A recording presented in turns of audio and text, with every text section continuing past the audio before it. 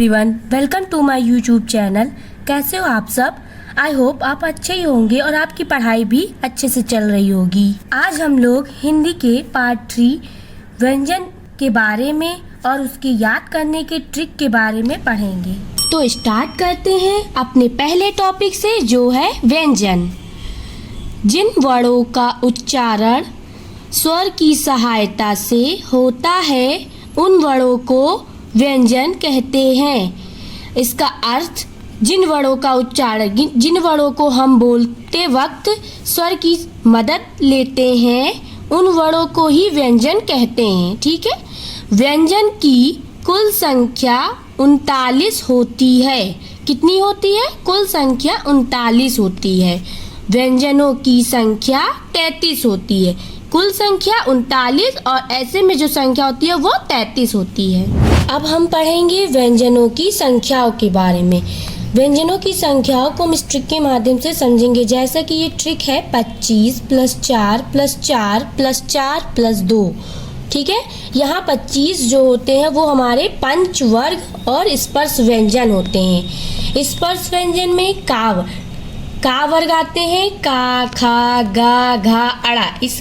ये कंठ की सहायता से, या कंठ मतलब हमारे गले से जो निकलता है उसकी सहायता से बोले जाते हैं। चा वर्ग में चा, छा, जा, झा, इया, ये तालु की सहायता से बोले जाते हैं। टा वर्ग, टा, ठा, डा, ढा, अड़ा, ये जीहा या मूर्धन मतलब जीभ या मूर्धन्य की सहायता से बोले जाते हैं। टा वर्ग, ता, था, दा, धा, ना, ये दांत की मदद के बोले जाते हैं। पा वर्ग, पा, फा, बा, भा, मा, ये ओठ की मदद से, मतलब जब ये बोलते हैं तो हमारे ओठ एक दूसरे से टकराते हैं, मतलब पा जो है वो ओठ की सहायता से बोले जाते हैं। इसमें फिर जो 4 है वो है अंतःस्थ व्यंजन। इसमें आते हैं हमारे या, रा, ला और वा। इनको हम या अंतःस्थ व्यंजन कहते हैं। इसके बारे में अभी हम आगे भी पढ़ेंगे। फिर है 4 ऊष्म व्यंजन। ऊष्म व्यंजन भी 4 होते हैं। शा, शा, शा, हा। ठीक है। और फिर होते हैं 4 और, वो उनको कहते हैं संयुक्ताक्षर व्यंजन। इसमें हमारे छा, त्रा, ज्ञा, श्रा होते हैं। छा का और शा की मदद से छा बनता है। ता प्लस रा की मदद से त्रा बनता है। जा प्लस इया की मदद से ज्ञा बनता है। शा प्लस रा की मदद से श्रा बनता है। ये बहुत इंपॉर्टेंट हो सकते हैं क्योंकि ये कॉम्पिटिटिव एग्जाम में बहुत बार पूछे जाने वाले क्वेश्चंस हैं। फिर 2 जो होते हैं वो हमारे आगत व्यंजन होते हैं। इसमें अड़ा और ढा आते हैं। अब हम पढ़ेंगे व्यंजन के प्रकार, जो कि पहला है अध्ययन के आधार पर। अध्ययन के आधार पर पहला प्रकार अंतःस्थ व्यंजन होते हैं, जो हमने अभी पिछले उसमें पढ़ा है कि अंतःस्थ व्यंजन 4 होते हैं। ठीक है। ये जिह्वा, दंत, तालु तथा ओष्ठ के अपूर्ण स्पर्श से बोले जाते हैं, अर्थात ये अंग उच्चारण से मिलते अवश्य हैं किंतु पूर्ण रूप से नहीं। अंतःस्थ व्यंजनों की संख्या 4 होती है। इसका मतलब होता है कि ये जीभ, दांत, तालु आदि ओठ से मिलकर तो बनते हैं लेकिन अपूर्ण स्पर्श से बोले जाते हैं। पूरी तरीके से स्पर्श नहीं होते, अर्थात ये अंग उच्चारण से बनते हैं किंतु ये पूर्ण नहीं होते, किंतु इनका जो अर्थ होता है वो पूरा नहीं होता है। इसमें ये जैसे अंतःस्थ व्यंजनों की संख्या 4 होती है। इसमें या हुए, रा हुए, ला हुए और वा हुए। या जो है वो तालव्य, ये अर्ध स्वर है, तालव्य की सहायता से बोले जाते हैं, इन्हें अर्ध स्वर भी कहते हैं। रा मूर्धन्य की सहायता से बोले जाते हैं, इसे प्राकंपित व्यंजन भी कहते हैं। कॉम्पिटिटिव एग्जाम में ये क्वेश्चन बहुत बार आते हैं कि प्राकंपित व्यंजन किसे कहते हैं, तो ये हमारा क्या हो सकता है? रा, प्राकंपित व्यंजन। याद रखिएगा आप लोग कि प्राकंपित व्यंजन रा जो होता है वो मूर्धन्य की सहायता से बोला जाता है। ला दंत की सहायता से बोला जाता है, इसे पार्श्विक व्यंजन भी कहते हैं। वा दंत और ओष्ठ को मिलाकर बोला जाता है, ये अर्ध स्वर होते हैं। ये भी क्वेश्चन बहुत बार आ चुके हैं कि दंत और ओष्ठ की सहायता से कौन से व्यंजन बोले जाते हैं, वो वाह हो सकते हैं। ठीक है, ये बहुत इंपॉर्टेंट हो सकता है, तो आप जरूर याद रखने की कोशिश करें। अब दूसरा प्रकार है पंचवर्ग स्पर्श व्यंजन। इसकी संख्या 25 होती है। अब इन्हें स्पर्श व्यंजन भी कहते हैं, इन्हें पंचवर्ग भी और स्पर्श व्यंजन भी कहते हैं, क्योंकि ये मुख्य के विभिन्न अवयवों की सहायता स्पर्श से बोले जाते हैं। इन्हें 5 वर्गों में बांटा गया है, प्रत्येक में 5-5 व्यंजन है। देखिए इन्हें जो है ये इन्हें स्पर्श व्यंजन इसलिए कहते हैं क्योंकि ये जो हमारे अंग हुए कान, तालु, जीवा, इसको स्पर्श करते हुए बोले जाते हैं। ठीक है, इनकी संख्या 25 होती है, लेकिन इन्हें वर्गों में बांटा गया है। इनके 5 वर्ग होते हैं, जैसा कि आप लोग यहाँ देख रहे हैं। का वर्ग, का, खा, गा, घ, अड़ा, ये कंठ की सहायता से बोले जाते हैं, इसे कंड भी बोला जाता है। चा वर्ग, चा, छा, जा, झा, इया, ये तालव्य की तालु की सहायता से बोले जाते हैं, तालव्य इसे कहा जाता है। टा वर्ग, टा, ठा, डा, ढा, अड़ा, मूर्धन्य या जीवा की सहायता से बोले जाते हैं। फिर टा वर्ग जो आते हैं वो ता, था, दा, धा, ना, दंत की सहायता से, दांत की सहायता से बोले जाते हैं। पा वर्ग, पा, फा, बा, भा, मा, ओष्ठ या ओठ की सहायता से बोले जाते हैं। यहाँ पर कुछ इंपॉर्टेंट नोट है, देखिए आप लोग, जैसे चा, छा, जा, झा, इया को स्पर्शी संघर्षी व्यंजन भी कहा जाता है। ये एग्जाम में पूछे जा चुके हैं क्वेश्चंस हैं, जैसे कि चा, छा या जा, ये ऐसे पूछे जा सकते हैं कि स्पर्श संघर्षी व्यंजन किसे कहते हैं। तो ऐसे में ऑप्शन दे देंगे, जैसे कि चा है, छा है, जा है, झा है, इया है। तो ये याद रखिए कि स्पर्श संघर्षी व्यंजन इन्हीं 5 वर्गों को कहा जाता है। चौथा प्रकार है संयुक्ताक्षर व्यंजन। हिंदी में 2 व्यंजनों के मेल से जिन संयुक्त व्यंजनों का विकास हुआ है वे संयुक्ताक्षर कहलाते हैं।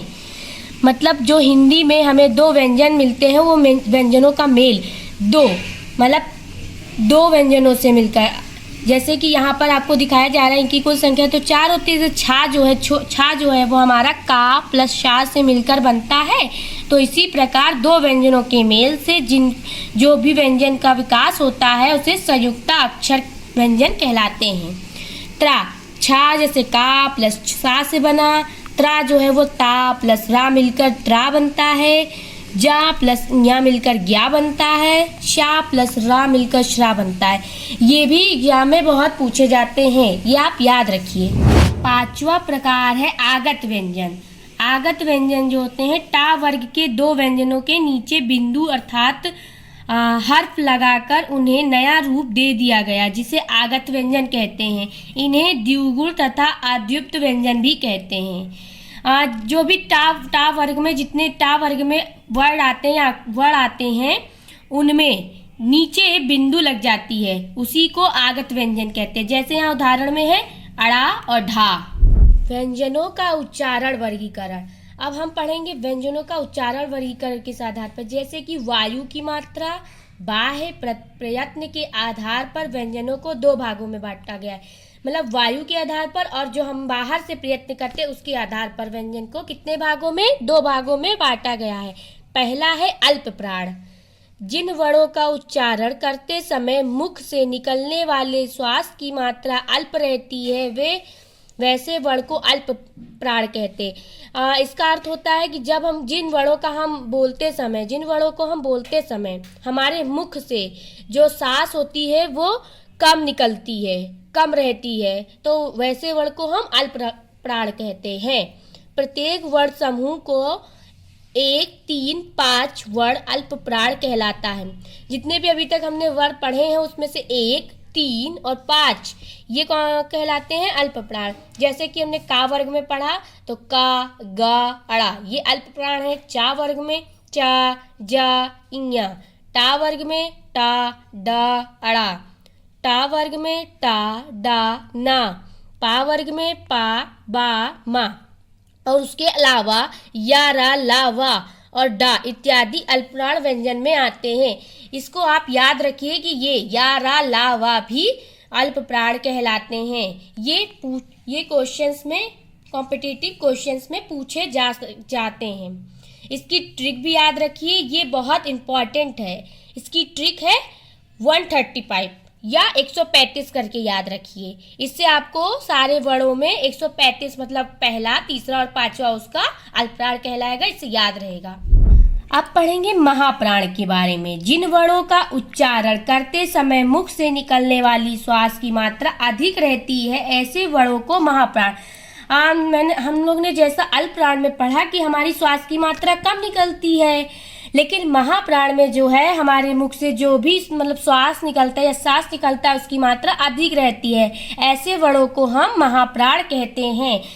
इसकी पता ही चल रहा है कि अधिक निकलने वाले महाप्राण कहलाते, कम निकलने वाले अल्पप्राण। इससे आपको याद करने में भी आसानी होगी। प्रत्येक वर्ण समूह का दूसरा और चौथा तथा सभी ऊष्म वर्ण महाप्राण कहलाते हैं। ठीक है, इसमें जैसे का वर्ग में खा और घा, दूसरा चौथा जो होता है वो खा और घा है, तो इसीलिए इसे महाप्राण कहेंगे। चा वर्ग में छा और झा, टा वर्ग में टा ढा, टा वर्ग में था धा, पा वर्ग में फा भा, और ऊष्म व्यंजन भी इसके साथ होते हैं जो जिसमें आते हैं शा, सा और हा। इसकी ट्रिक है याद करने वाली, ये भी याद रखिए कि 24, इसको 24 से याद किया जाता है कि 24 महाप्राण, मतलब दूसरा और चौथा, हर वर्ण का दूसरा और चौथा महाप्राण कहलाता है, और उसके साथ ऊष्म व्यंजन भी महाप्राण कहलाते हैं।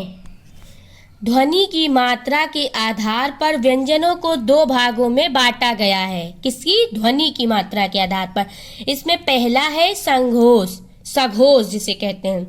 जब स्वर तंत्रियां एक दूसरे के निकट आकर वायु में कंपन पैदा करती है, हुई ध्वनि के उच्चारण में सहायता करती है, तो ऐसी ध्वनियों को सघोष कहते हैं।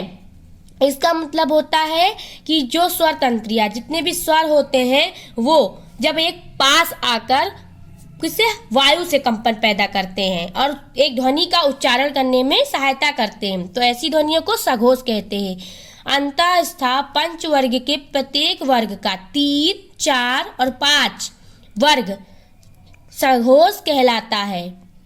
तीसरा, चौथा और पांचवा वर्ग ही सघोष कहलाता है। जैसे कि देखिए यहाँ पर का वर्ग में गा, घा, अड़ा, चा वर्ग में जा, झा, इया, टा वर्ग में ढा, डा, ढा, अड़ा, टा वर्ग में दा, धा, ना, पा वर्ग में बा, भा, मा। इसके अतिरिक्त या, रा, ला, वा, हा भी सघोष माने गए हैं। याद रखिए, इसको याद करने के ट्रिक 3, 4, 5 मतलब 345। 3, 4, 5 का मतलब होता है कि हर वर्ण में, प्रत्येक वर्ण में तीसरा, चौथा और पांचवा जो है वो सघोष कहलाता है। इसके अलावा जो हम यारा, लावा पढ़े हैं ऊष्म व्यंजन, वो अंतःस्थ व्यंजन, वही सघोष व्यंजन कहलाते हैं। ठीक। अघोष व्यंजन। अघोष व्यंजन जब ध्वनियों के उच्चारण में स्वर तंत्रियां दूर दूर रहती हैं तथा वायु स्वर तंत्रियों में बिना कंपन के निकलता है, तो ऐसी ध्वनियां अघोष कहते हैं। जैसा कि हमने सघोष में पढ़ा कि निकट आकर और कंपन द्वारा पैदा होती है, इसमें दूर दूर रहती है स्वर तंत्रियां, और जो हमारा बिना कंपन के, वायु से कंपन भी नहीं होता है, और ऐसी ध्वनियां जब निकलती हैं उन्हें अघोष कहते हैं। इसमें व्यंजन वर्ग का पहला और दूसरा तथा ऊष्म वर्ग अघोष कहलाता है। पहला दूसरा मतलब जैसे का वर्ग में का और खा, चा वर्ग में चा और छा, टा वर्ग में टा ठा, ता वर्ग में ता था, पा वर्ग में पा फा, और उसके साथ ऊष्म वर्ग जैसे कि स, शा, सा भी अघोष माने गए हैं। इसकी ट्रिक है याद करने की 1 और 2। याद रखिए, ये ट्रिक बहुत इंपॉर्टेंट है। इस ट्रिक द्वारा आप किसी भी क्वेश्चन में ये अघोष, अघोष, ये सारे पूछे जाने वाले क्वेश्चंस आप सॉल्व कर सकते हैं। अब व्यंजन का तीसरा भेद। नासिका के प्रयोग के आधार पर व्यंजन के 2 भेद हैं। पहला, अनुनासिक। प्रत्येक वर्ग का 5वां अक्षर अंतिम अक्षर अनुनासिक है। जैसा कि डा, इया, अड़ा, ना, मा। अनुनासिक का मतलब है कि जो हमने वर्ग का वर्ग, का वर्ग, चा वर्ग, ये सारे वर्ग पढ़े हमने, उसका पांचवा अक्षर और अंतिम अक्षर को ही माना जाता है। अंतिम अक्षर में इन्हीं सारे अक्षर आते हैं। निर्नुनासिक दूसरा है निर्नुनासिक। इसमें प्रत्येक वर्ग का पहला अक्षर निर्नुनासिक है। जैसा कि सारे वर्ग में पहले का आता है, चा आता है, टा आता है, टा और पा, ये निर्नुनासिक है। अब हम कुछ नोट पढ़ेंगे जिससे क्वेश्चंस बहुत आते हैं। जैसा कि पहला है, हिंदी वर्णमाला में का के बाद क्या आता है, टा के बाद क्या आता है, जा के बाद क्या आता है, शा के बाद क्या आता है, कौन सा अक्षर आता है। ये हर कॉम्पिटिटिव एग्जाम में पूछे जाने वाले क्वेश्चंस हैं। ये बहुत इंपॉर्टेंट भी है आपके लिए, तो आप लोग देख लीजिए। जैसे का के बाद छा आता है, कभी भी ये मत कहिएगा कि का के बाद खा आता है। बहुत लोग ये गलती कर देते हैं कि का के बाद खा पर टिक लगा देते हैं। नहीं, ऐसा नहीं करना है। का के बाद छा आता है, फिर टा के बाद त्रा आता है। क्योंकि ये इसलिए होता है, आप लोग भी सोच रहे होंगे कि छा क्यों होता है, क्योंकि का प्लस सा संयुक्ताक्षर अभी आपने पढ़ा है आगे, उसमें का प्लस शा छा बनता है। तो इसीलिए का के बाद छा माना जाता है, ता के बाद त्रा माना जाता है, और जा प्लस इया को जोड़कर ज्ञा बनता है, इसीलिए जा के बाद ज्ञा माना जाता है, और शा के बाद श्रा माना जाता है। कल हम हिंदी के पार्ट 4 में संधि की मास्टर क्लास और उसके याद करने की आसान ट्रिक के बारे में पढ़ेंगे। अगर आपको कोई भी टॉपिक नहीं समझ में आ रहा है तो हमें कमेंट में ज़रूर बताइए, और आपको ये वीडियो पसंद आई हो तो लाइक करें और हमारे चैनल को सब्सक्राइब करें और बेल आइकन को दबाना ना भूलें, जिससे आपको हमारे चैनल की नोटिफिकेशन मिलती रहेगी।